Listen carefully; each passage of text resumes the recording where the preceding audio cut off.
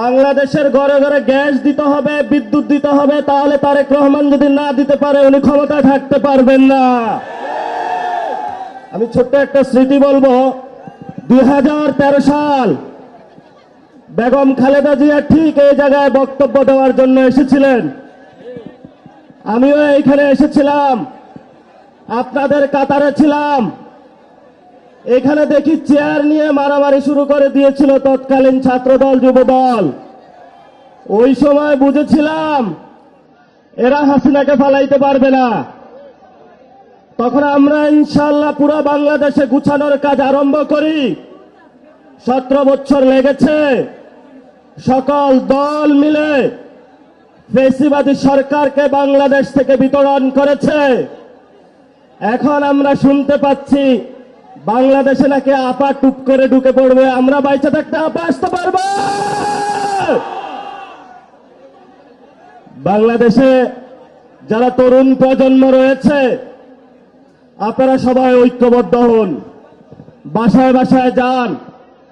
যে জায়গায় গ্যাস নাই, যে জায়গায় বিদ্যুৎ নাই, এলাকাবাসীকে ঐক্যবদ্ধ করে রাস্তায় নেমে পড়ুন। সরকার বলছে ভারত থেকে ডিজেল নিয়ে আসবে, তেল নিয়ে আসবে, ভারত আবার ইরান থেকে নিয়ে আসে। আমরা সরকারকে বলবো, সংসদে অনেক মিথ্যাচার করেছেন, জনগণের সামনে আপনাদের মুনাফিকি চরিত্র স্পষ্ট হয়ে পড়েছে। এখন হলো গদি আমাদের টান দেওয়ার সুযোগ এসেছে। আমরা স্পষ্ট জানিয়ে দিতে চাই, গ্যাস দে, বিদ্যুৎ দে, নইলে গদি ছাইড়া দে।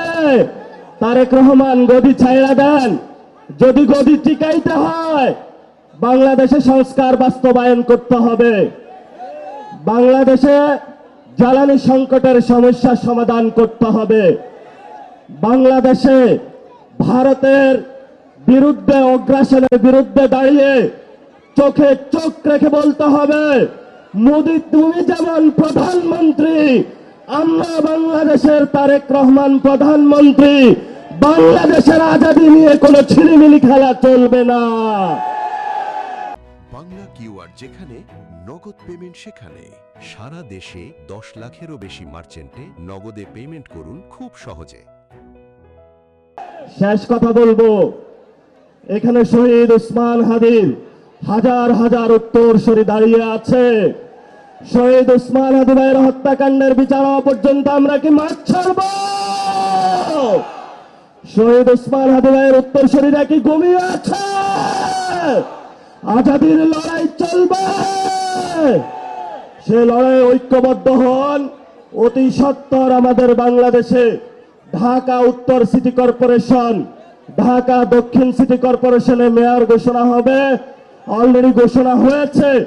সিটি কর্পোরেশনের বিভিন্ন জায়গায় আপনারা কাউন্সিলর হওয়ার প্রস্তুতি নেন, এবং যারা মহিলা কাউন্সিলর হওয়ার প্রস্তুতি নিচ্ছেন আপনারা হলো সর্বসম্মতিক্রমে প্রস্তুতি নিয়ে ইনশাআল্লাহ ঢাকার 2টি মেয়রই এনসিপির ঘরে থাকবে এবং কাউন্সিলর এনসিপির ঘরে থাকবে।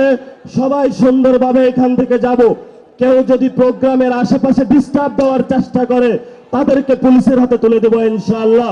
দোয়া করবেন। আসসালামু আলাইকুম।